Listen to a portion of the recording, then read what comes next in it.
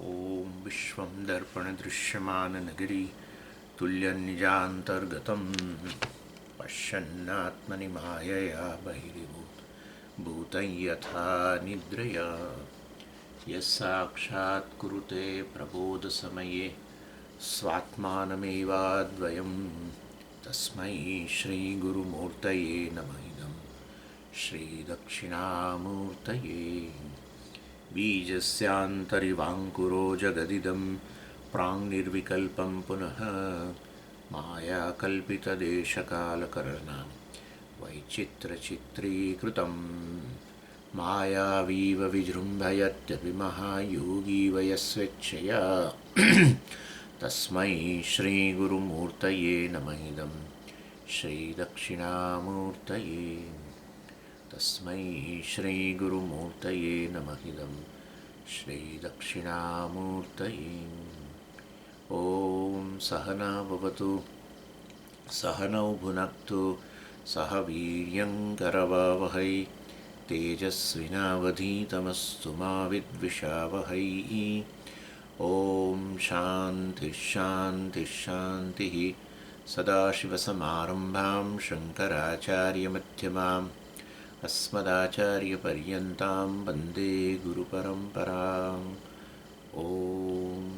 ॐ पार्थाय प्रतिबोधितां भगवता नारायणेन स्वयं व्यासेन ग्रथितां पुराणमुनिना मध्ये महाभारतम् अद्वैतामृतवर्षिणीं भगवतीम् अष्टादशाध्यायिनीम् अम्ब त्वामनुसन्दधामि भगवद्गीते भवद्वेषिणीं यं ब्रह्मा वरुणेन्द्ररुद्रमरुतः स्तुन्वन्ति दिव्यैस्तवैः वेदैः साङ्गपदक्रमोपनिषदैः गायन्ति यं सामगाः ध्यानावस्थिततद्गतेन मनसा पश्यन्ति यं योगिनः यस्यान्तं न विदुःसुरासुरगणाः देवाय तस्मै नमः देवाय तस्मै नमः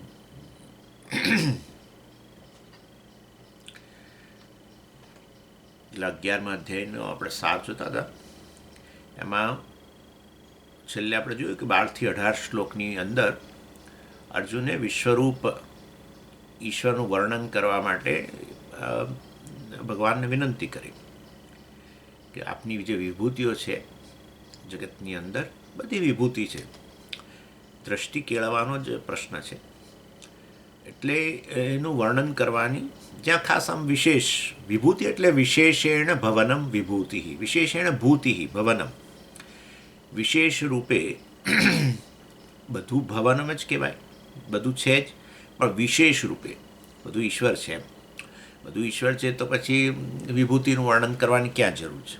પણ ક્યાંક ક્યાંક એનું એ જે છે બહુ આમ એ વિશેષ રૂપમાં જણાય છે. ત્યાં આમ તરત થાય કે આ તો ભગવાનની મોટી કળા છે એમ કહીએ આપણે, એટલે એ બધું વિભૂતિ કહેવાય. એટલે એનું વર્ણન કરવાનું અર્જુને રિક્વેસ્ટ કરી. 17મા શ્લોકમાં કહ્યું એણે, કથમ વિદ્યામહમ યોગીન ત્વામ સદા પરિચિંતયન કેશુ કેશુ ચ ભાવેશુ ચિંત્યોસી ભગવન મયા. કયા કયા ભાવમાં કયા કયા વિશેષ રૂપે આપણે જે અભિવ્યક્તિ થયેલી છે, કઈ કયા વિભૂતિના રૂપમાં હું આપનું ચિંતન કરું, ઉપાસના કરું. અને પછી ભગવાને 19થી 41મા શ્લોકની વચ્ચે વિભૂતિઓનું વર્ણન કર્યું. ભગવાને કહ્યું કે જગતમાં જ્યાં પણ તને કંઈક અત્યંત મહિમાન્વિત વસ્તુ આ પ્રકારના કહ્યું ચમકારો જોવા મળે, એ એને મારી અભિવ્યક્તિ જાણ. એટલે આપણે આમ તો તમે જુઓ તો આ સૂર્યથી જ શરૂઆત કરી શકીએ. પૃથ્વી જે છે, પૃથ્વી ટકેલી છે સૂર્યને કારણે, એટલે કે આપણે બધા ટકેલા છે સૂર્યને કારણે. એટલે સૂર્યને જ આપણે ભગવાનની વિભૂતિના રૂપમાં જોઈ શકીએ. અને એટલે તો આપણે તમે જુઓ તો આપણા કલ્ચર, આપણા સંસ્કૃતિની અંદર રહેલું છે. સવારે ઉઠો એની સાથે પહેલાં કારણ કે સૂર્યનો ઉદય થાય ને તમે ઉદય પામ્યા અને આજના દિવસમાં બધું જે કંઈ આપણે કરીશું કે આપણું જીવન ટકે છે બધું, એ બધું આ સૂર્યની મદદથી. દિવસ દરમિયાન કેટલી બધી વસ્તુ આપણે કરતા હોઈએ છીએ. રાત પડે એટલે બધું બંધ. હા, રાત પડે સ્વામીજીને કે એક બે હવે જાઓ, બહુ પ્રવચનો કર્યા તમે, હવે જાઓ. એટલે વિચારો તમે, સૂર્યની આસપાસ આપણું જીવન ચાલે છે. આ સૂર્યને કારણે બધું કેટલું અન્ન પાકે છે ને તે બધું કેટલું છે બધું. એનીવે, સૂર્ય ન હોય ને તો લોકોનું મૂડ જતો રહે છે. અમેરિકામાં તો બહુ જ થાય છે કે દિવસો સુધી તડકો ના નીકળ્યો. આપણે ત્યાં જો કે ચોમાસામાં તો થાય જ છે આવું, તડકો ના નીકળે તો આપણને એમ થાય કે કંઈ ડલ છે બધું.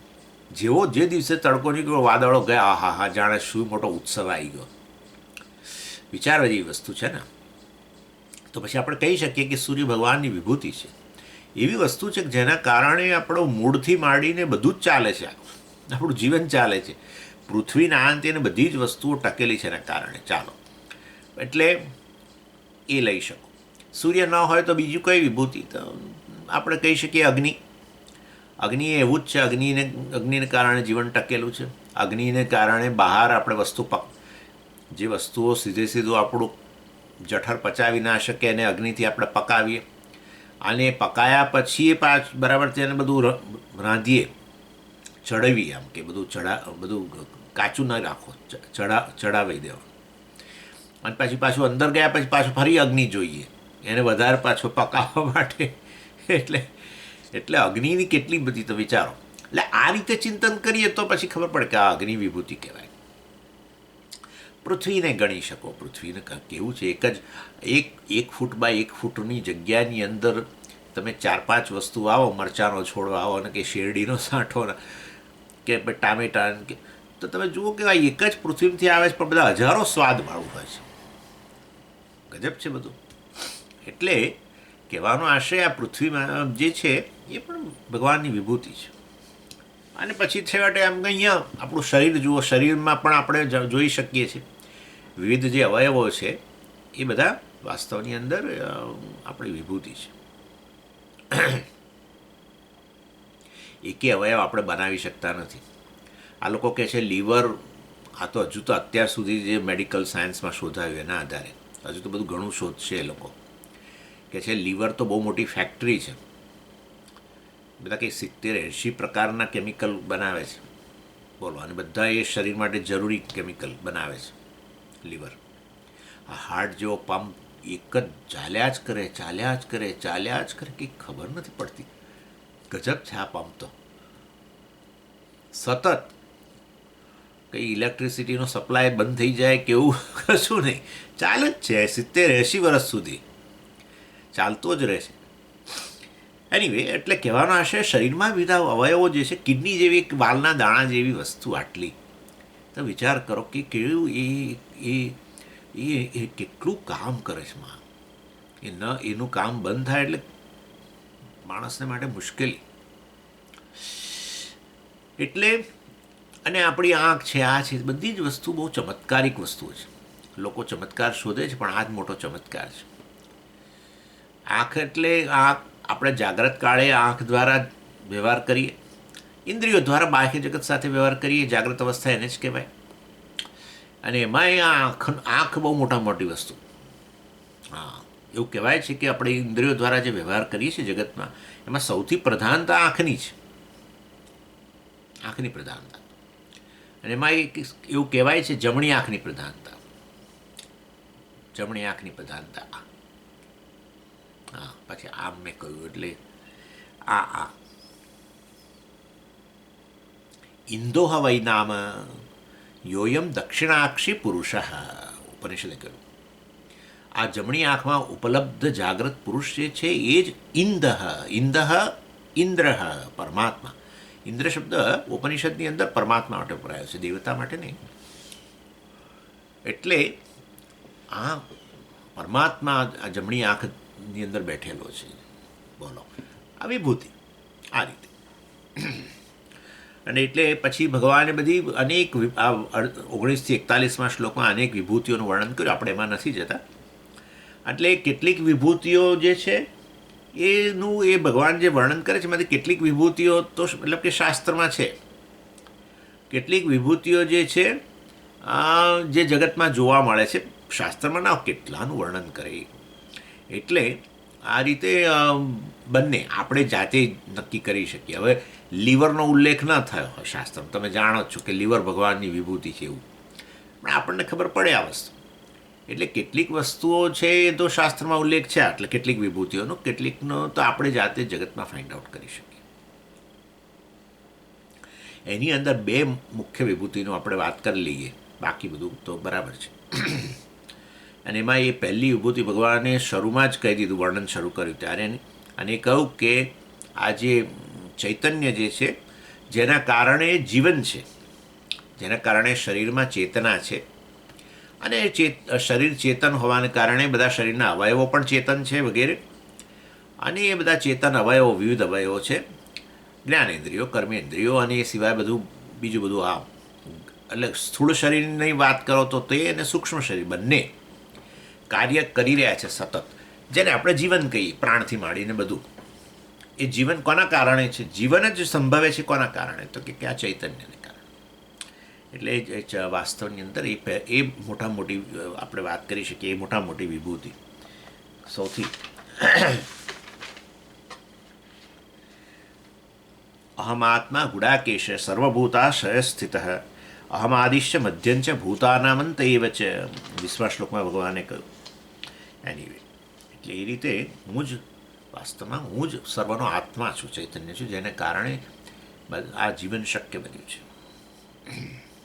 એટલે મોટા મોટી વિભૂતિ. એટલા માટે જ પેલું કહેવામાં આવે છે કે ભાઈ એક દાખલા તરીકે ગાંધીજી જ્યારે જીવિત હતા તે, અને અત્યારે ગાંધીજીનું પૂતળું, બરાબર ને, બે વસ્તુ છે. હવે ગાંધીજીનું પૂતળું જે છે એ પાછું લાકડીવાળું, આપણે તો ત્યાં ઇન્કમટેક્સ 4 રસ્તા પાસે લાકડીવાળું, પણ એ લાકડી એમના હાથમાં છે, તો એ પેલો કાગડો એના માથા પર બેઠેલો છે.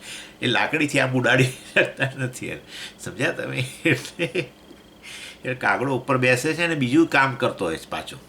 એટલે આ લોકો સફાઈ રાખવી પડે, નહીં તો બહુ ખરાબ દેખાય પછી. એટલે કેમ એવું નથી કરી શકતા? લાકડી હાથમાં છે તો પછી હમણાં ઉડાડવો જોઈએ ને.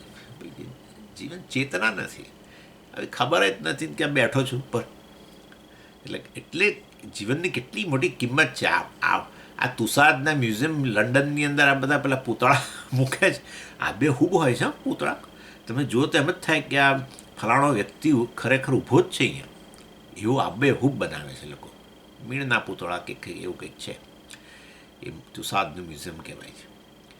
બધા કેટલાનાય છે, આપણા બધા કેટલા હીરો છે બધા એમનાય છે, અમિતાભ બચ્ચનને ફલાણા.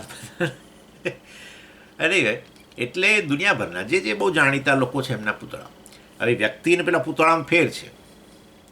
એ પૂતળું જે છે એને જોનારો જે છે એને પૂતળું સ્માઇલ આપી શકતું નથી કે હા તું મને કેવો જોઈ રહ્યો છું, હાય હાવ આર યુ, એવું કશું કહેતું નથી.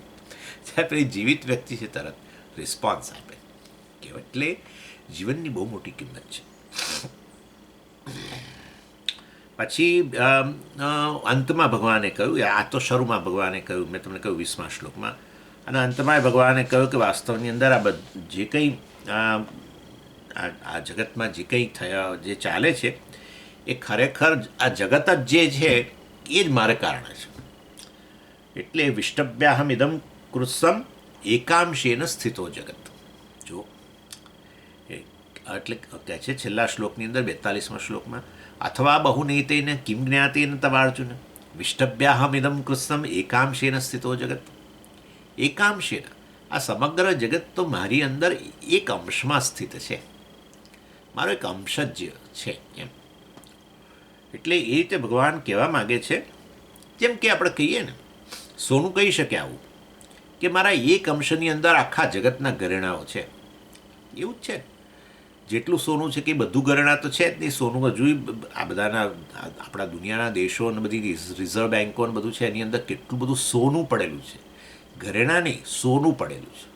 હા, એટલે એ સોનામાંથી જે ઘરેણા બન્યા છે ને લોકોના ઘરોમાં અને જ્વેલરી શોપોમાં છે, તો બધા એક અંશ છે એમ કહેવાય.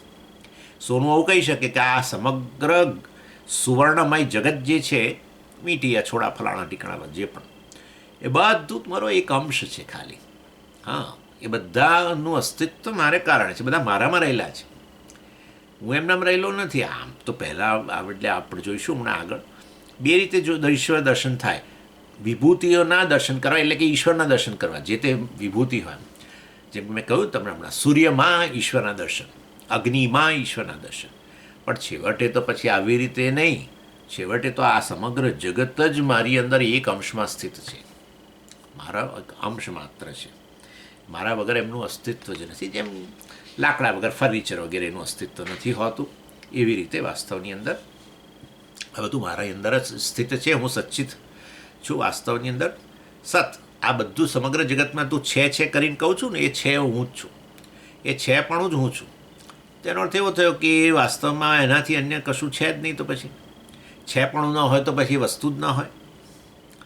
એટલે એ રીતે, અને વસ્તુ ભાસી રહી છે. તું કહું છું છે એટલે કે ભાસે છે બધું. હે, તો એ શેના કારણે ભાસે છે? નાના સમજીએ તો સૂર્ય વગેરેને કારણે ભાસે છે. સૂર્યને કારણે, પણ સૂર્ય કોને કારણે ભાસે છે? એટલે ઇન શોર્ટ કહેવાનો આશય છે, સમગ્ર જગત ભાસે છે છેવટે ચૈતન્ય પ્રકાશથી. એ ચૈતન્ય વાસ્તવની અંદર હું છું, સત હું છું. એટલે આ સચ્ચિત રૂપે સમગ્ર જગતના જે પણ જણાઈ રહેલું છે એ બધું હું જ છું. હું સચ્ચિત જ છું. આ મારા એક અંશની અંદર બધા નામરૂપો રહેલા છે. એમ જે બધાનું અસ્તિત્વ છે, સમગ્ર જગત નામરૂપ, એમનું અસ્તિત્વ આ સચ્ચિતમાં છે. એ સચ્ચિત હું છું. વાસ્તવમાં હું તો અનંત છું, આનંદ છું. એમ એટલે પરંતુ એ સચ્ચિત રૂપે ધ્યાન કરવું અઘરું છે ને. સચ્ચિત રૂપે તો આ હું છું માટે એ તો જાણવાની વસ્તુ છે, ધ્યાન કરવાની વસ્તુ નથી. એટલે ધ્યાન જે કેવી વસ્તુનું થાય કે જેમાં કંઈક ગુણો હોય. મેં હમણાં કહ્યું ને, સૂર્યના ગુણોનું આપણે વર્ણન કર્યું, અગ્નિના ગુણોનું વર્ણન કર્યું, કે લીવરના ગુણો, કે એ રીતે વર્ણન કરીએ ને. લીવરનો બહુ મોટો મહિમા છે, એટલે પછી એના ગુણોનું વર્ણન કરો, કે કિડનીના ગુણોનું વર્ણન કરો. એટલે એ રીતે વાસ્તવમાં ગુણોનું ધ્યાન વર્ણન કરો ને, એના રૂપમાં ઈશ્વરને જુઓ, એના રૂપમાં ધ્યાન કરી શકો. સચ્ચિતના રૂપમાં કંઈ થોડું ધ્યાન થાય. એ તો ગુણોથી પર વસ્તુ છે, આત્માના જ રૂપમાં. ગુણો હોય તો પછી એ જ્ઞાનનો વિષય બને. આ તો વિષયનું જ સ્વરૂપ છે સચ્ચિત. એ જ વાસ્તવમાં હકીકત છે. એટલે પહેલાં શરૂમાં આપણે વિષયને એવો બધો ભેદ કરીએ, પછી તો કે ભાઈ આ વિષય જે છે આત્મા છેવટે તો એ જ બધું છે. અનાત્મા તો મિથ્યા, ખરેખર અનાત્મા નામની વસ્તુ નથી. આ એનો જ બધો અંશ છે. આ બધું એની જ અભિવ્યક્તિ છે વગેરે. એની એટલે આ રીતે કહેવાનો આશય છે કે ધ્યાન કરવા માટે તો પછી ગુણોની સહિત કરવું પડે ને. એટલા માટે પછી જગતની અંદર આ રીતે આપણે વિવિધ નામ રૂપમાં, જેમાં ખાસ એનો ચમકારો દેખાય એ રૂપમાં એને ધ્યાન કરી શકીએ. એટલે નદીના રૂપમાં, ગાયના રૂપમાં, બધા કેટલાય રૂપો છે. અને છેવટે પછી ભગવાને અર્જુનને કહ્યું કે મેં તને કહ્યું કે આ સમગ્ર જગત જે છે એની અંદર આ રીતે અનેક રૂપોની અંદર તું મારું ધ્યાન કરી શકું, પણ ખરેખર તો હું જગતમાં નથી, સમગ્ર જગત મારામાં છે. મેં તમને કહ્યું ને હમણાં, એકાંશીન સ્થિતો જગત. ખરેખર તું પ્રત્યેક ઘરેણાની અંદર સોનાના દર્શન કરું એ બરાબર છે, પણ એના કરતાં એ વસ્તુ તો એ છે કે બધા જ ઘરેણા સુવર્ણમાં રહેલા છે. એ તો કેવળ મિથ્યા છે. અર્થાત હું જ જગતનું કારણ છું. એમ સુવર્ણ જગતનું કારણ છે ને, ઘરેણાઓનું, ઘણા જગતનું, એવી રીતે. અને માટે એટલે હું હવે કેટલી મારી વિભૂતિઓનું વર્ણન કરું. હું જ છેવટે સમગ્ર જગત રૂપે અભિવ્યક્ત થયેલો છું, કારણ છું. એને કારણે કંઈ પણ રૂપમાં મેં તો વર્ણન તને કર્યા 19-41 શ્લોકમાં, પણ એના સિવાય પણ તને તું તારી રીતે એડ કરી શકું એની અંદર, વિભૂતિઓની અંદર. એટલે કહ્યું 41 શ્લોકમાં, યદ્યદ વિભૂતિ મત્સત્વમ શ્રીમદ ઉર્જિતમેવ વા તત્તદેવ અવગચ્છત્વમ મમ તેજોંશ સંભવમ. યદ્યદ વિભૂતિ મત સત્વમ, તને જે વસ્તુ વિભૂતિ મત, જે વસ્તુ અત્યંત આવી આશ્ચર્ય પમાડે એવી દેખાય જગતની અંદર, શ્રીમદ ઉર્જિતમેવ વા, એટલે એ વાસ્તવમાં તને એ વાસ્તવની અંદર ખરેખર મારામાંથી જ અભિવ્યક્ત થયેલી છે. તત્તદ એવ અવગચ્છત્વમ, તું એને જાણ કે મારા તેજનો જ અર્થાત મારો જ અંશ છે, કારણ કે હું જ સમગ્ર જગતનું તો કારણ છું. માટે જગતમાં તને જ્યાં જ્યાં ચમકારો દેખાતો જે નામરૂપમાં, એ નામરૂપે હું જ રહેલો છું. અને કંઈ શક્તિશાળી વસ્તુ હોય, કોઈ બીજી રીતે, કંઈ પણ રીતે આપણને એનો મહિમા જણાય. હવે એક અણુ જેવી વસ્તુનો કેવો મહિમા, તો વિચાર કરો. હો અણુ આપણે તો એની કોઈ ગણનાએ ના કરી, બરાબર, ના કોઈ એનું વજન નથી, એને કંઈ દેખાતો કશું. અને અણુ તમે જુઓ તો આપણને લાગે આ તો અત્યંત નિર્દોષ વસ્તુ, પણ એ જ અણુને આ લોકો એનું વિઘટન કરે, અણુશક્તિ, એમાંથી અણુ બોમ્બ. અણુશક્તિ એટલે કેટલી મોટી શક્તિ, આખા દેશો સાફ થઈ જાય. એટલે કહેવાનો આશય છે, આ વિભૂતિ કહેવાય. એટલે આમ ઓર્ડિનરી દેખાય, પણ હોય અત્યંત આ પ્રકારની કોઈ પ્રકારની શક્તિનો ભંડાર. અને એવી રીતે કેટલી બધી વસ્તુ છે જેને મતલબ કે એનું તો અંત જ નથી. અને કીડી વિશે કેટલું આવે છે, આપણા પેલા હમણાં ભાઈએ જ મોકલ્યું છે કંઈક. કીડી પણ બહુ, એની કીડીની જીવનચર્યા જુઓ તો ખબર પડે તમને કે એ લોકો, એ આપણે મને લાગે છે એકાદ બે કંઈક મોકલ્યું છે. કીડી કે છે કે શું કરે છે, એટલે કીડીઓ કેટલાય પ્રકારની હોય છે, એટલે એમાંની એક પ્રકાર એ વાસ્તવની અંદર એને ખોરાક જે છે એ જોઈતો હોય એટલે બહાર નીકળે, પણ પછી અમુક સિઝનની અંદર અતિશય ઠંડી કે વરસાદ કે ગમે એની અંદર પછી એ બહાર ન નીકળવાનું હોય તો પોતાનું જીવન કેવી રીતે ટકાવવું. એટલે પછી અહીંયાથી આપણા જ્યાં એ બધા જમીનની અંદર આસપાસ બધું જ્યાં કંઈ જે બધા બીજ પડ્યા હોય એ બીજને ખેંચી જાય. કીડી કરતાં પેલું બીજ મોટું હોય, તમે જોજો, પણ એ કીડી ખેંચી જાય, લઈ જતી હોય. એ એક મોટી વસ્તુ છે કે એના કરતાં અનેક ગણી વજનની વસ્તુઓ લઈ જાય. જેમ આપણે ઉપાડીએ ને, આપણું વજન 70 કિલો હોય, પણ આપણે 100 કિલો કદાચ ઉપાડી શકતા હોય, કદાચ એવી શક્તિ હોય તો. એવી રીતે કીડી લઈ જાય અને પછી એને સ્ટોર કરવાનું હોય ને હવે તો, કારણ કે પછી એને ખબર પડી જાય કે હવે આ સિઝન બદલાશે, મારાથી બહાર નહીં જવાય, ઠંડી હોય કે વરસાદ, એ કદાચ બરફ પડતો હોય કોઈ જગ્યાએ, પછી બહાર ના નીકળે, કશું મળે નહીં, એટલે બધો સ્ટોર કરે. અને સ્ટોર કરવું હોય તો પછી મોટું હોય તો સ્ટોર ના થાય. મોટું લઈ જાય ખરું, પણ પછી એને ભાગ કરી દે, ભાગ કરી અને બધું ગોઠવી દે અંદર. એટલે એને જોઈને ખુશ થાય કે આ કેટલું બધું મેં ખોરાક મારો સ્ટોર કર્યો.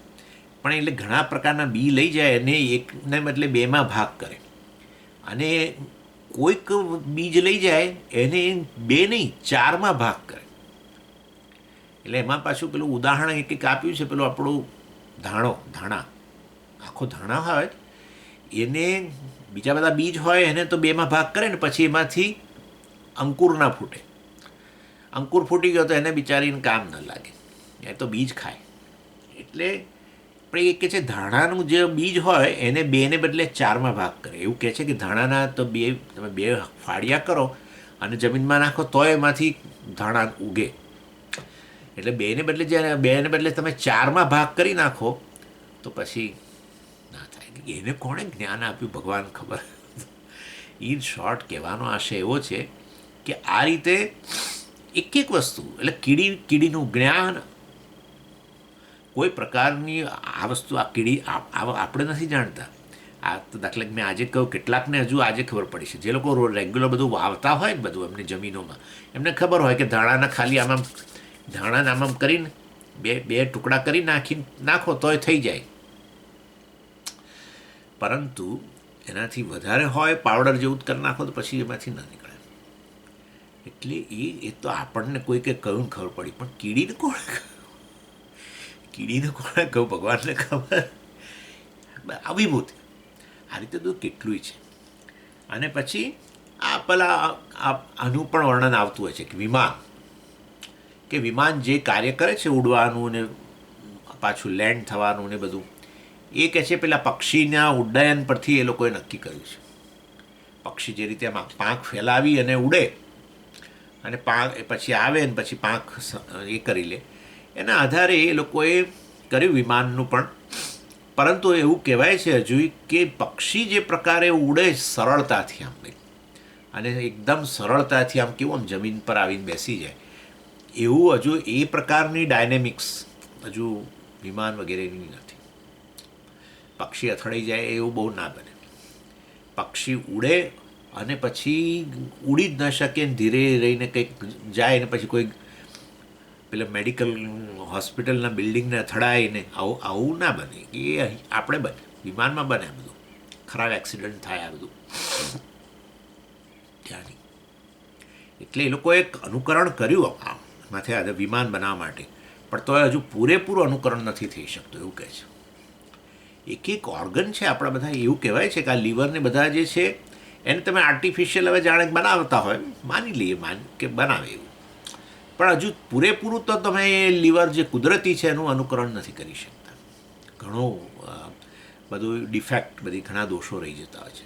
તો પછી આપણે કહી શકીએ કે આ બધું જે વસ્તુ છે ઈશ્વરની મહાન વિભૂતિ છે, ઈશ્વરની જ અભિવ્યક્તિ, ઈશ્વરના જ્ઞાનની અભિવ્યક્તિ.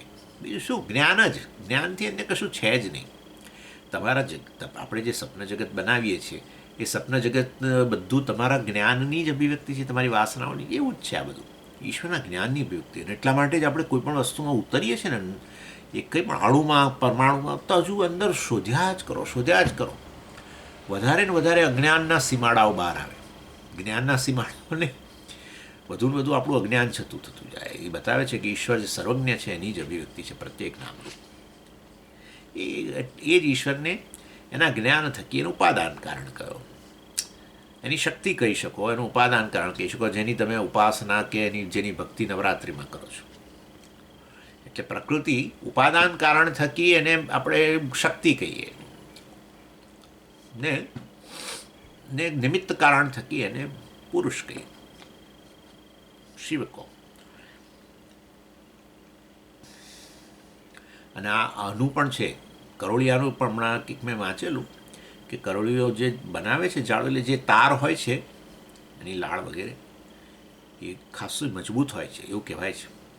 અને એની અંદર એ તારની અંદર ભલભલા મોટા જીવડાઓ પણ એને ટ્રેપ કરી શકે છે, જે ઘણા મોટા વજનના હોય. એ પેલા તાર ભાગી ન જાય. તો વૈજ્ઞાનિકોએ થયું કે આપણે આવા તાણા, મતલબ કે આ પ્રકારના તંતુઓ બનાવીએ. લોકો બહુ પ્રયત્ન કરે છે પણ હજુ સફળતા નથી મળી. એનીવે, એટલે છેવટે પછી આપણે કહેવું પડે કે ભગવાન તારી વિભૂતિઓ તો અનંત છે, એનો તો પાર પામી શકાય એવું નથી.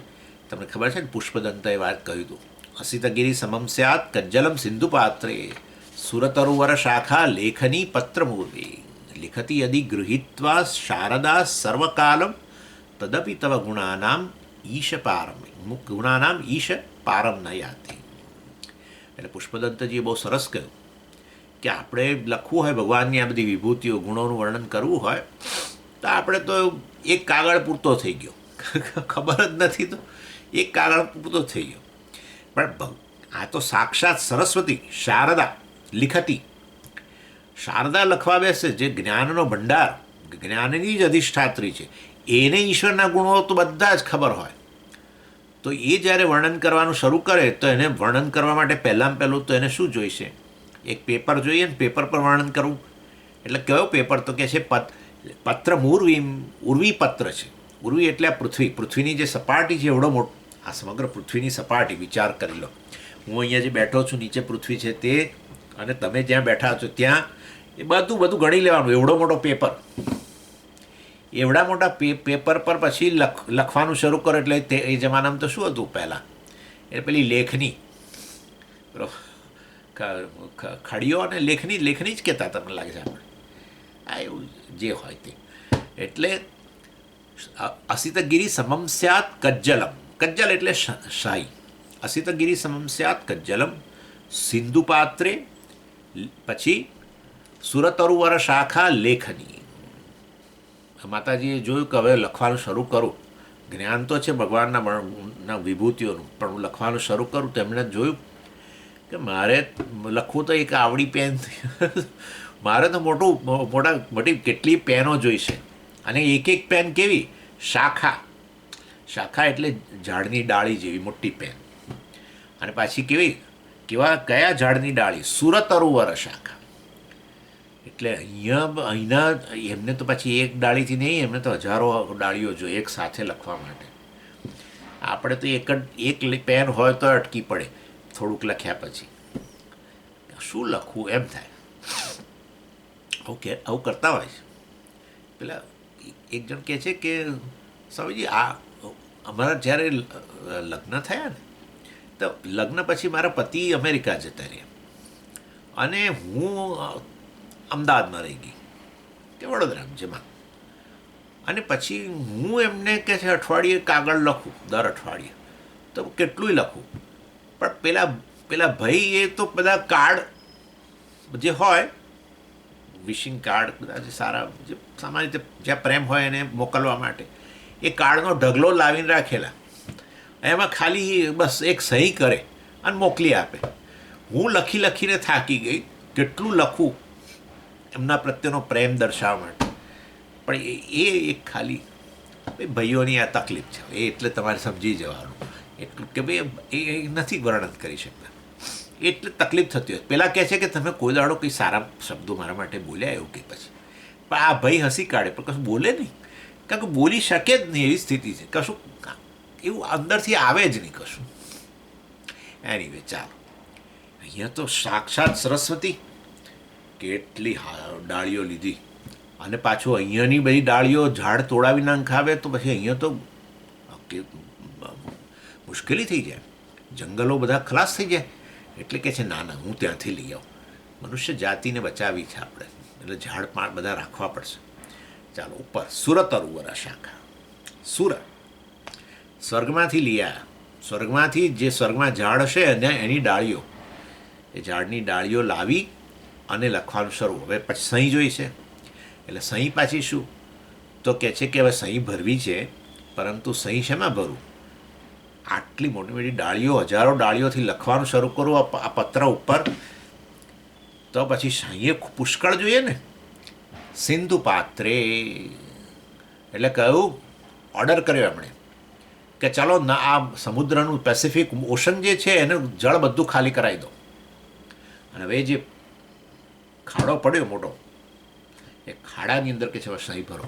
બોલો, એટલે લિખતી અધિગૃહિત્વા સુરત અરોવર શાખા લેખની. અને પછી એનું વજન કેટલું છે આપવાનું? આ સહીનું વજન કેટલું છે? ઓ બાપરે, અસિતગીરી સમમ સ્યાત કજ્જલમ. આ કજ્જલ કે સહી અસિતગીરી સમમ એટલે વાસ્તવની અંદર હિમાલય, અસિત એટલે હિમાલય, ગિરી પર્વત, હિમાલય પર્વતનું જે વજન છે એટલું વજન ધરાવતી આ શાહીને આ સ્પેસિફિક ઓશન રૂપી ખાડા પાણી કાઢીને એમાં ભરીને, અને એના સિવાય બાકીની જે આજુબાજુ બધી જે જમીન છે એ મોટો પત્ર, એ મોટો પેપર, અને ઉપરથી લઈ આવ્યા ડાળીઓ, ઝાડની ડાળીઓ તોડીને સ્વર્ગની, અને એનાથી લખવાનું શરૂ કર્યું. લિખતી યદી શારદા. ક્યારે લખવાનું શરૂ કર્યું? તો કહે છે કે હજારો એક વર્ષ પહેલાં એમણે શરૂ કરેલું, હજારો વર્ષ પહેલાં. અને તો પછી હવે બસ હવે તો થાકી ગયા છે, ચા પાણી કરવા માટે ઊભા થયા. ના ભાઈ ના, સર્વકાલમ લિખતી યદી શારદા સર્વકાલમ લખી જ રહ્યા છે, ઊભા થઈ શકતા જ નથી, કારણ કે જ્ઞાનનો ધોધ આવી જ રહ્યું છે. હા આ પણ ઈશ્વરની કૃપા, વિભૂતિ, આ વિભૂતિ, આ વિભૂતિ, આ વિભૂતિ, આ વિભૂતિ.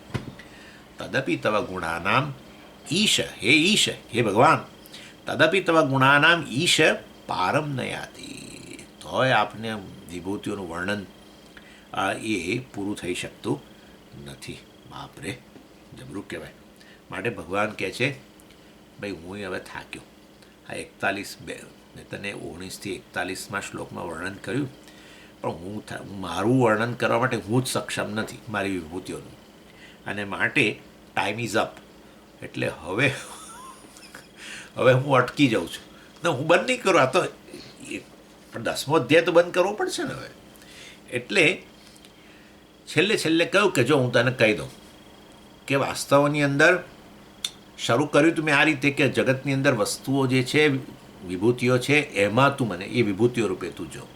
પણ હવે તને છેલ્લે હું કહી દઉં છું, આ સમગ્ર જગત જ મારી અંદર એક અંશમાં માત્ર રહેલું છે. મિથ્યા કહેવાય. આપણે સોનું આવું કે આ એક અંશની અંદર રહેલું છે. બધા ઘરેણાનું અહીં જગત વિચાર કરો, આટલી જ્વેલરીઓ શોપ ને આટલા બધા લોકોના બધા બેન્કોની અંદર પડેલા ઘરેણાને બધું એડ કરો તમે, તો એ સોનું તો જરૂર કહે કે વાસ્તવની અંદર સોનું ક્યાંથી શરૂ, હું તમને કહું છું ખબર છે, સોનાની ખાણો, કોલારની ખાણો ઓરિસ્સાની, એમાં પડેલું સોનું કહે છે કે હું આ તો આ સમગ્ર સુવર્ણમય જગત જે છે, બધા નામ રૂપો, એ તો મારો એક અંશ જ છે. દુનિયામાં તો કેટલી જગ્યાએ છે સોનાની ખાણો, અને એમાંથી બનાવો સોનું, ટન્સ એન્ડ ટન્સ છે બધું, રિઝર્વ બેંકમાં બધું ચારેય બાજુ. અમેરિકાની અંદર પુષ્કળ સોનું છે, પુષ્કળ એટલે પુષ્કળ, નામરૂપ રૂપે નહીં, સોના જ રૂપે, કારણ રૂપે. એ કહ્યું ભગવાન, વિષ્ટભ્યાહમ ઇદમ કૃષ્ણમ જગત એકાંશેન સ્થિત. આમ કહીને ભગવાને માઇક મૂકી દીધું કે બસ હું થાકી જઈશ વર્ણન કરતા. અર્થાત આ છેલ્લો શ્લોક જે છે એ 11મા અધ્યાયનો વિશ્વરૂપ દર્શનનો એ બીજ બની ગયું. જો આખું જગત જ ઈશ્વરમાં રહેલું હોય, જગત વાસ્તવમાં ઈશ્વરની જ અભિવ્યક્તિ હોય, તો પછી હવે ભગવાન વર્ણન કરવાના છે વિભૂતિ યોગને બદલે હવે શું વર્ણન કરશે? એ વિશ્વરૂપ દર્શન યોગ. એટલે બંને રીતે, મતલબ ભગવાનની વિભૂતિઓને બંને રીતે આપણે જોઈ શકીએ.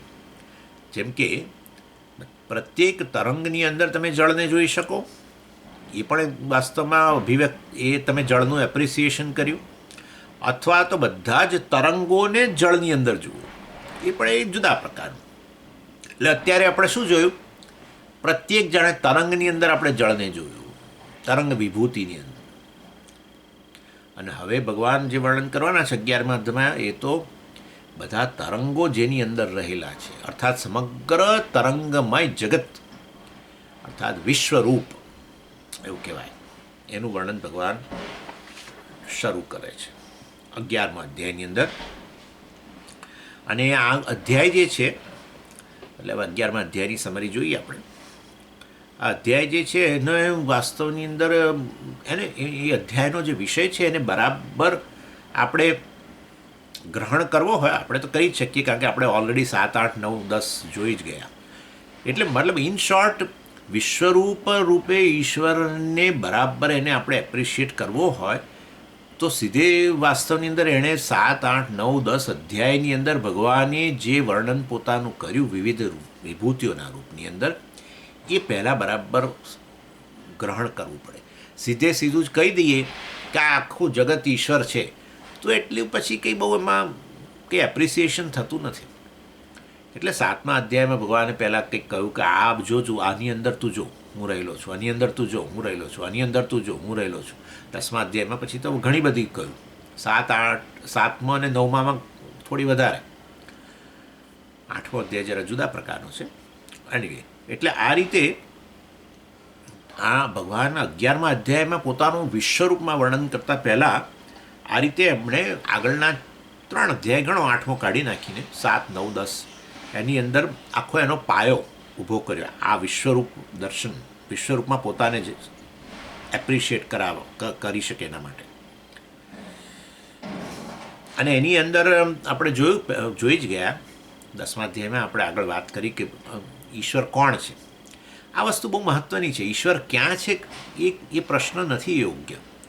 ઈશ્વર ક્યાં છે પ્રશ્ન એટલા માટે અયોગ્ય છે કારણ કે ઈશ્વર કોણ છે એ ખબર નથી. માટે ઈશ્વર કોણ છે એ વસ્તુ જે જાણે એને માટે ઈશ્વર ક્યાં છે પ્રશ્ન જ નથી રહેતો. ઈશ્વર કોણ છે એ જો જાણે, વોટ ઇઝ ગોડ એ જાણે, તો ઈશ્વર ક્યાં છે પ્રશ્ન આવતો જ નથી. ઈશ્વર ક્યાં છે પ્રશ્ન જે છે કોને માટે છે? ઈશ્વર કોણ છે જાણતું નથી માનવા.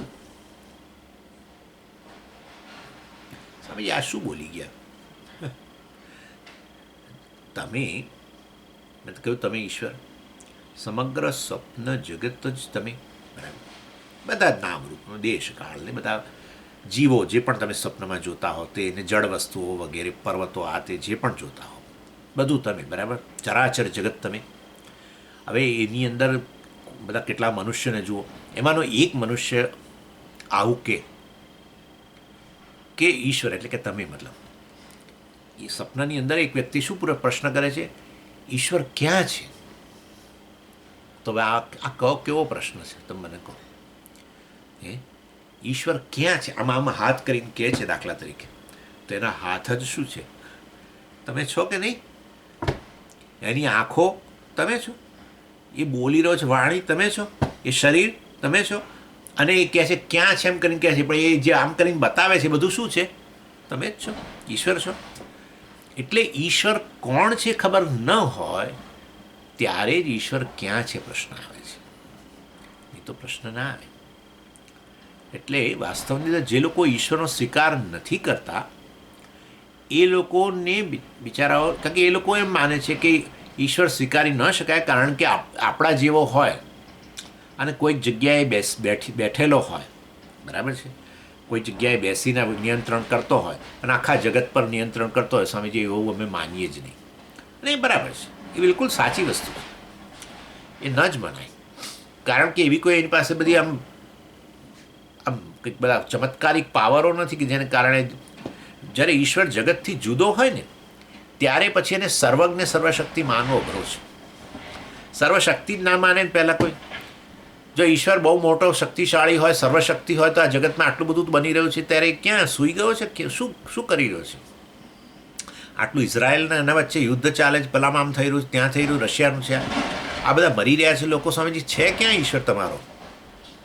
તમે કહો સર્વશક્તિ છે, સર્વશક્તિ હોય તો ખાલી એના સંકલ્પથી બધું બેસી ના જાય. સમજ્યા તમે? ના, કદાચ એને નહીં ખબર હોય તો પછી સર્વજ્ઞ કેવી રીતે? ઇન શોર્ટ, સર્વજ્ઞ સર્વશક્તિ કહો તો પછી જગત, અને છતાં જગતથી જુદો અઘરું છે. કોઈ ન સ્વીકારે, હું જ પહેલાં ના સ્વીકારું. કોઈ જગ્યાએ આવી રીતે બેઠેલો અને બેઠેલો હોય આપણા જેવો હોય તો એ ગરડો થાય, એની અવસ્થાઓ આવે, એનો જન્મ મરણ આવે કે ના આવે. એટલે ઇન શોર્ટ બહુ બધા બીજા પણ મુશ્કેલીઓ છે, બધા કેટલાય પ્રશ્નો થઈ શકે એવા છે તો.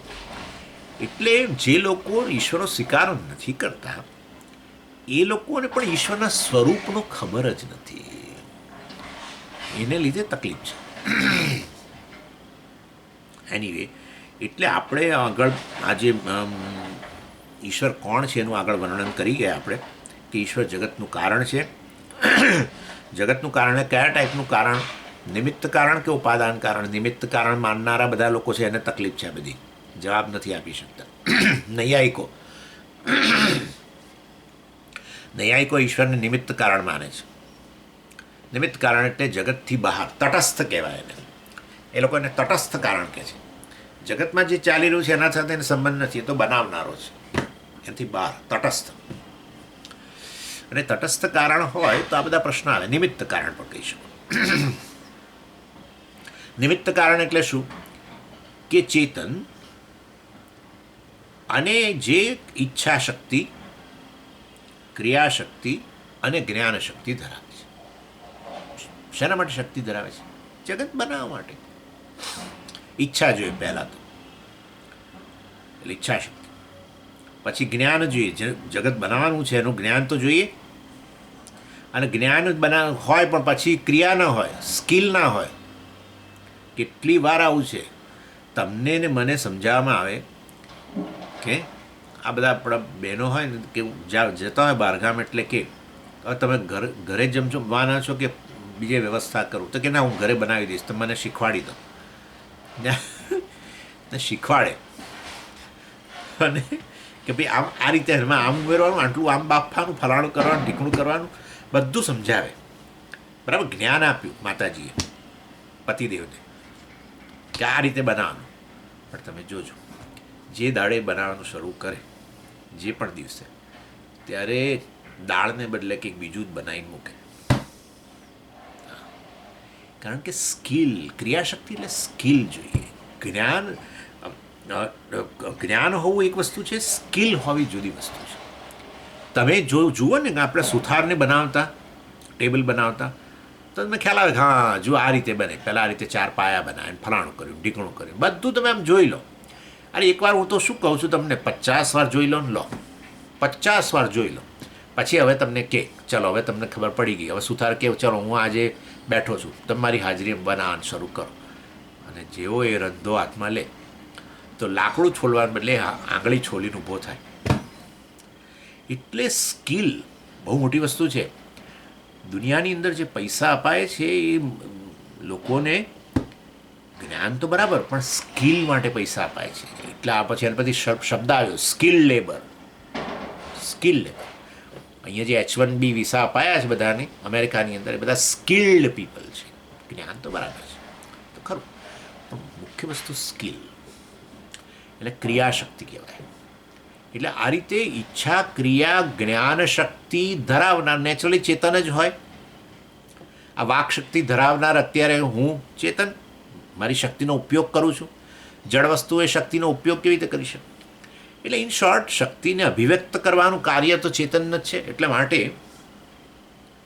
આવું પ્રકારની શક્તિ એને નિમિત્ત કારણ કહીએ. અને પછી ઉપાદાન કારણ તો જુદું હોય નેચરલી. સુથાર જેનામાં ઈચ્છા છે ટેબલ બનાવવાની, જેનામાં જ્ઞાન રહેલું છે અને જેનામાં સ્કિલ છે, એ નિમિત્ત કારણ થઈ ગયું. પણ પાછી લાકડું તો જોઈશે ને, લાકડા વગર કેવી રીતે બનશે? એટલે ઉપાદાન કારણ. હવે ઈશ્વરના કિસ્સામાં તો એક કોમન સેન્સ વસ્તુ તો છે જ કે ઈશ્વરે જગત બનાવવાનું શરૂ કર્યું એ પહેલાં મટીરિયલ હતું. એટલે આ તો એનો અર્થ એવો થયો કે મટીરિયલ ક્યાંથી આવ્યું એ ખબર નથી. આ વૈજ્ઞાનિકો આપણા મટીરિયલ ક્યાંથી આવ્યું ખબર નથી, પણ મટીરિયલ હતું પહેલેથી. અને પછી ઈશ્વરને થયું કે ચાલો આ બધું પડી રહ્યું છે તો એમાંથી કંઈક હું શરૂ કરું બનાવવાનું. ક્યાં વાત છે! શાસ્ત્ર કહે છે આ વસ્તુમાં શાસ્ત્રનો સહાય લેવી પડે. કારણ ના, શાસ્ત્રની શાના માટે જરૂર? હું જ કહી શકું એમ છું કે ઈશ્વરે છે ને આ બધું બનાવવાનું શરૂ કર્યું પહેલાં મટીરિયલ એનાથી સ્વતંત્ર, એના પહેલાં પડેલું જ હતું. હવે તમે એ આવું કોણ કહી શકે? કોઈ સાક્ષી છે આ જગતનો? જગતની અંદર બે રહેલો કોઈ? બધા જગતના અંતર્ગત રહેલા છે. માટે કોઈ આવું હિંમતપૂર્વક કહી ના શકે કે આવું હતું. એટલે શાસ્ત્ર પર આધાર રાખીએ. શાસ્ત્ર કહે છે વાસ્તવની અંદર સદૈવ સૌમ્યદમગ્ર આસીત એકમેવ દ્વિતીય. આ જગત એની ઉત્પત્તિ પહેલાં કેવળ એકમાત્ર સત જ હતું, અર્થાત એકમાત્ર ઈશ્વર જ હતો, એકમેવ અદ્વિતીય. અને એણે જ આ રીતે પછી જગત બનાવવાનું શરૂ કર્યું. તો પછી મટીરિયલ એનામાંથી જ આવ્યું હોય, બીજું તો શું થાય? તો પછી મટીરિયલ બહારથી ના હોય તો મટીરિયલ બહાર હોય તો પછી આકાશ પણ હોવું જોઈએ, કારણ કે બહાર એટલે શું? આકાશ જોઈએ. તો પછી વાસ્તવમાં આકાશ તો એની ઉત્પત્તિ થયેલી જ નથી એવું ગણવું પડશે. જો નિમિત્ત કારણ અને ઉપાદાન કારણ છૂટા છૂટા હોય તો પછી આકાશ હોવું જ જોઈએ. નહીં તો છૂટા કેવી રીતે? છૂટા ક્યાં રહેલા છે? આકાશમાં. આકાશ હોવું જોઈએ. તો આકાશની ઉત્પત્તિ ના થયેલી હોય ના, પણ તો પછી શાસ્ત્ર ખોટું. આકાશની ઉત્પત્તિ નથી એમ કહો તો શાસ્ત્ર ખોટું. તસ્માદવા એ તસ્માદ આત્મનઃ આકાશ સંભૂત. આકાશની પણ ઉત્પત્તિ થયેલી છે. પણ એ તો કે શાસ્ત્ર, તમે કોણ એવું કંઈ સ્વીકારવાનું? એ પણ તમે ઈશ્વર છો ત્યારે તમે આકાશની ઉત્પત્તિ નથી કરતા? દેશકાળની ઉત્પત્તિ કરો છો કે નથી કરતા? કરો જ છો ને. કારણ કે તમે સૂઈ ગયા, મેં કહ્યું ને તમને, તમે જાગ્રત પુરુષ છો, તમે સૂઈ ગયા પછી કશું જ નહોતું, દેશકાળ પણ નહોતા, ઊંઘમાં બરાબર, અને પછી જાગ્યા, અર્ધ જાગ્રત અવસ્થા. કેમ? દેશકાળ અને સમગ્ર જગત બનાવ્યું. તો દેશકાળની ઉત્પત્તિ થઈ છે.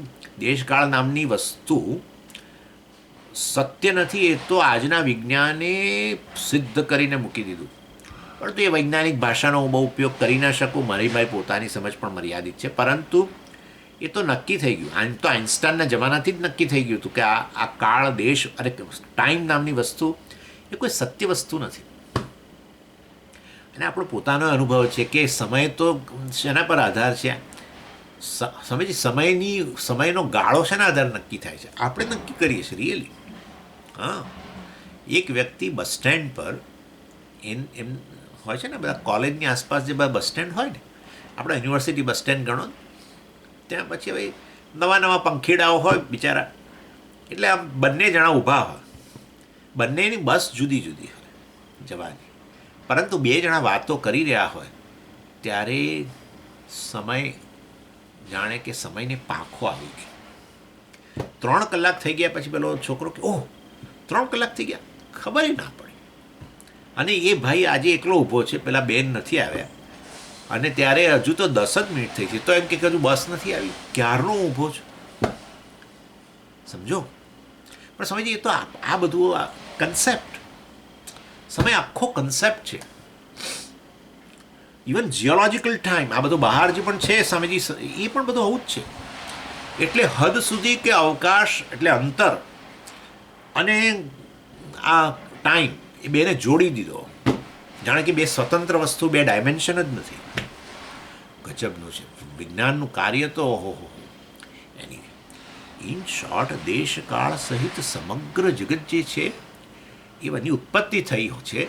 તો એવા સંજોગોમાં ઉપાદાન કારણ ને નિમિત્ત કારણ છૂટા હોઈ શકે જ નહીં. છૂટા હોવા માટે અવકાશ પહેલેથી હોવું જોઈએ. અવકાશની જ ઉત્પત્તિ જો થઈ હોય તો પછી બંને એક જ હોવા જોઈએ. એટલે ઈશ્વર જ જગતનું નિમિત્ત કારણ છે, ઈચ્છા, ક્રિયા, જ્ઞાન શક્તિ ધરાવનાર જગત બનાવવા માટેની, અને સાથે સાથે જગતનું ઉપાદાન પણ એ છે. માટે શાસ્ત્રએ આપણા પર કૃપા કરવા માટે ઉદાહરણો પણ આપ્યા. અને એમાંનું પહેલું ઉદાહરણ તો હું પોતે જ, વાત થઈ ગઈ હમણાં, મેં તમને કહ્યું સ્વપ્ન જગત બનાવનાર ઈશ્વર હું જ છું. અને એ સિવાય પછી પેલું કરોળિયાનું ઉદાહરણ ને આ તે બધું એ રીતે. એનીવે, અને ત્યાં તો એટલે હદ સુધી કે ઉત્તરે અપાઈ ગયા. પણ હું તો ચેતન, મારામાંથી જળ જગત કેવી રીતે આવે? ભાઈ પણ સ્વપ્નની અંદર તું પહાડ બનાવું છું, જળ પહાડ, તો તું ચેતન તેમાંથી આ તો પછી વાસ્તવની અંદર. એટલે એનીવે, કહેવાનો આશય એવો છે કે એટલે આ રીતે આ મહાન વસ્તુ, આ પહેલું વિશ્વરૂપમાં આ વસ્તુ સ્પષ્ટ જોઈએ. વિશ્વરૂપ, આ સમગ્ર જગત ઈશ્વર. ઓ માય ગોડ, બાપરે! એના માટે આટલું ક્લિયર જોઈએ. ઈશ્વર જ બનાવનાર, ઈશ્વર જ બનનાર, તો જ વિશ્વરૂપ આપણે સમજી શકીએ, નહીં તમે સમજી શકીએ. એટલા માટે ભગવાને 7મા અધ્યાયમાં પેલી પ્રકૃતિની વાત કરેલી, પરાપ્રકૃતિ, અપરાપ્રકૃતિ. એટલે કહ્યું ત્યાં કે હું જ બે રૂપમાં રહેલો છું, પરા અને અપરા, ચેતન અને કહેવાતું આ જળ. એટલે મહાભૂતોને એ બધું જે છે એ અપરાપ્રકૃતિ, જળ વસ્તુ, અને પરાપ્રકૃતિ જે છે એટલે કે આ ચેતન જીવ રૂપે છે ને. જગતની અંદર જીવો પણ છે, અને આ બધા શરીરો ના અને તેને, અથવા જળ વસ્તુઓ બીજી, પથ્થરો, પહાડો ને આ નદીઓના, બધું જ વાસ્તવની અંદર પરા પ્રકૃતિ રૂપે મારી જ અભિવ્યક્તિ છે, એવું ભગવાને સ્પષ્ટ કરી દીધું ત્યાં. અભિન્ન નિમિત્ત ઉપાદાન કારણ. અને એમાંથી આ વિશ્વરૂપ સમજવા માટે આપણે કયા કારણને વધારે પ્રાધાન્ય આપવું પડે? ઉપાદાન કારણ. નેચરલી ઉપાદાન કારણ. આમ તો ચારેયની અંદર આગળ વિભૂતિઓનું વર્ણન કર્યું એ ઉપાદાન કારણ થકી જ. જે રૂપમાં તને આવું ચમકારો દેખાય, બધા મહારાજ રૂપ છે, એટલે ઉપાદાન કારણની જ વાત થઈ છે. જરૂર એમાં નિમિત્ત કારણ રહેલું જ છે, પરંતુ અત્યારે આપણે એ વર્ણનની અંદર આપણે એને પ્રાધાન્ય નથી આપતા. તમે જુઓ તો આ જ વસ્તુ જ્યારે કહેવામાં આવે કે બધા ઘરેણાઓ એક સોનાની જ અભિવ્યક્તિ છે, એમ જ્યારે કહેવામાં આવે ત્યારે વાસ્તવમાં આપણે કોઈ ક્ષણે પ્રાધાન્ય આપ્યું ઉપાદાન કારણ. બનાવ્યા છે સોની, બરાબર છે, સોની આ બધા વિવિધ ઘાટ ને નામરૂપ, મતલબ કે બધા રૂપો સર્જ્યા છે. પણ તમે જોજો એની વાત નથી કરતા. જ્યારે કે આ બધું સુવર્ણમય જગત એકમાત્ર સોનું જ છે ખરેખર, નામરૂપ મિથ્યા છે વગેરે, અથવા એક જ સોનાના આખી બધી અભિવ્યક્તિ છે. આ સુવર્ણમય જગત એનું શરીર છે સોનાનું, એવું કહી શકીએ કે ના કહી શકીએ? કહી શકીએ. પ્રત્યેક વીંટી એનો અવયવ છે, અંશ છે. એ સુવર્ણમય જગતરૂપી શરીરનો એક અંશ. જેમ આપણા આંખ અને કાન ને આને બધા કે હૃદયને આ બધી વસ્તુઓ જેમ આપણા અંશ છે આપણા શરીરની અંદર, એવી જ રીતે આ સુવર્ણમય જગતની અંદર રહેલા વીંટી, આ તે ફલાણું ઢીકણું બધું એ સુવર્ણમય જગત જાણે એક મોટું વિરાટ શરીર સુવર્ણનું, અને એ એની અંદર આ બધા જાણે કે એના અંશો છે એમ. હવે આની અંદર આ બધું કહીએ ત્યારે જાણે પેલા સોનીને તો આપણે ભૂલી ગયા, એટલે બધું પ્રાધાન્ય ના આપ્યું. સમજી ગયા તમે? નિમિત્ત કારણ છે એ વાસ્તવની અંદર ખરેખર એ જે આ જીવો જે છે જેને શરીર પ્રદાન કરે છે, એ જીવોના કર્મને આધારે શરીર પ્રદાન કરે છે. એટલે એમના એ કર્મનું જ્ઞાન રહેલું છે ઈશ્વરને, અને કર્મને અનુરૂપ જે તે શરીર પ્રદાન કરવાનું સામર્થ્ય પણ છે. એટલે સર્વશક્તિ, સર્વજ્ઞ.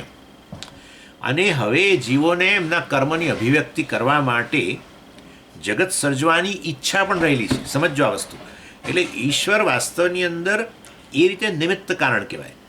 સો કામયત બહુશ્યામ પ્રજાએ તદૈક્ષત બહુશ્યામ પ્રજાએ. ઉપનિષદમાં એટલે જ કહ્યું સો કામયત. ચેતન જ ઈચ્છા કરી શકે. જળ વસ્તુને વળી શું ઈચ્છા થાય? અને કંઈ ઈચ્છા થવાની છે કોઈ? એટલે એ દ્રષ્ટિએ નિમિત્ત કારણની વાત છે. સો કામયત બહુશ્યામ. એ સો કામયત નિમિત્ત કારણ. હું એણે ઈચ્છા કરી, પણ શું ઈચ્છા? બહુશ્યામ. લો પતી ગયો. હું જ બહુ બની જાઉં. ઉપાદાનકાર. એટલે આ રીતે બહુશ્યામ પ્રજા. એનીવે કહેવાનો આશય છે, એટલે બધા જે જીવો છે સુપ્ત અવસ્થામાં પડેલા છે એમના કર્મોની અભિવ્યક્તિ માટે જે તે શરીરો પ્રદાન કરવા, કેવા શરીરો આપવા એવું જ્ઞાન, શરીરો પ્રદાન કરવાનું સામર્થ્ય અને એની ઈચ્છા, અને એ રીતે વાસ્તવમાં જીવોની ઉત્પત્તિ કહેવાય. અને જીવોને હવે કર્મોનો ભોગ, કર્મફળનો ઉપભોગ માટે જગત બનાવવું પડશે. નહીં તો કર્મફળનો ઉપભોગ કેવી રીતે? શરીર તો આપ્યું પણ સુખ દુઃખ જ નથી થતા વાસ્તવની. એટલે કહેવાનો આશય છે જગત પણ બનાવવું પડે, જેના સંપર્કથી સુખ દુઃખ વગેરે બધું જન્મે, કર્મનો ઉપભોગ થાય. એટલે આ રીતે વાસ્તવની અંદર સમગ્ર જગત જે છે એનું સર્જન કરનાર અને સર્જન રૂપે મહાભૂતો વગેરે રૂપે આપણે જોઈ ગયા છીએ તો બધું તૈત્તિરીય વગેરેમાં. એટલે એ રીતે આ અભિવ્યક્ત થાય, આ અહીંયા કહેવાય છે. એટલે અને એમાં તમે જુઓ તો વાસ્તવની અંદર ક્યારેય પણ જે પણ કાર્ય અભિવ્યક્ત થાય, મીઠી આ તે બધું, એ ક્યારેય સોનાથી ભિન્ન હોઈ શકે નહીં. કારણ કે એનું અસ્તિત્વ જ એ સોનાનું અસ્તિત્વ છે, માટે ક્યારેય એનાથી છૂટું ના હોઈ શકે. બરાબર. અને બીજી એક વસ્તુ જોડે કહી દઉં, છૂટું ના હોય એટલે એનો અર્થ કે સ્વામીજી એને ચોંટી ગયું છે આખા. જેમ કે ચાલો ઘડા માટીની વાત કરું. ઘડો જે છે, ઘડાનું અસ્તિત્વ, ઘડામાં રહેલું છે પણ જો માટીનું હોય તો ઘડો માટીથી ભિન્ન નથી. તો ઘડો માટીને બરાબર ચોંટી ગયેલો છે, કશું નહીં. ઘડા અને માટી વચ્ચે કોઈ સંબંધ જ નથી. પહેલી વસ્તુ, ઘડા અને માટી વચ્ચે કોઈ સંબંધ જ નથી. ઘડો કહે છે કે તું આ રૂપમાં મને અભિવ્યક્ત કરું, જરૂરી નથી કે તારી મને જરૂર નથી. હું પ્લાસ્ટિક પાસે જાઉં, પ્લાસ્ટિક મને આ જ રૂપની અંદર અભિવ્યક્ત કરશે. તાંબા પાસે જાઉં, તાંબુ આ જ રૂપમાં અભિવ્યક્ત કરશે. એ બતાવે છે કે ઘડા જે ફોર્મ રૂપ છે એને માટી સાથે સંબંધ નથી. ના સમજી, ઘડો જે છે હંમેશા માટી સાથે સંબંધિત છે, જરાય નહીં. પ્લાસ્ટિક હોય, સુવર્ણ હોય, સ્ટેનલેસ સ્ટીલ હોય, કોપર હોય, બધામાંથી આ જ રૂપ આવી શકે છે. માટે ખરેખર એક મિથ્યા, એક કેવળ રૂપ છે. એની વચ્ચે આપણે બધી બહુ ચર્ચા કરીએ જ છે આ બધું. અને એ રીતે અહીંયા એ આધાર, ઉપાદાન કારણનો આધાર લઈને છેવટે કહેશે કે બધું એ મારો એક અંશ છે, મિથ્યા છે વગેરે વગેરે, અને એ મારી અભિવ્યક્તિ છે. અને એ રીતે વાસ્તવમાં એ સમગ્ર જગત છે એ ઈશ્વરનું શરીર છે. આવી દ્રષ્ટિને દિવ્ય ચક્ષુ કહેવાય. That's it. દર્શન કરો ઓર્ડિનરી વસ્તુના, પરંતુ ઓર્ડિનરી વસ્તુ ક્યારેક તમારા માટે મહાન બની જાય જ્યારે એ ઓર્ડિનરી વસ્તુ કોઈ મહાન વસ્તુ સાથે સંકળાયેલી હોય તો. માટે સચિન તેંડુલકરનું બેટ એ એવું જ બેટ છે જેવું મારું બેટ છે.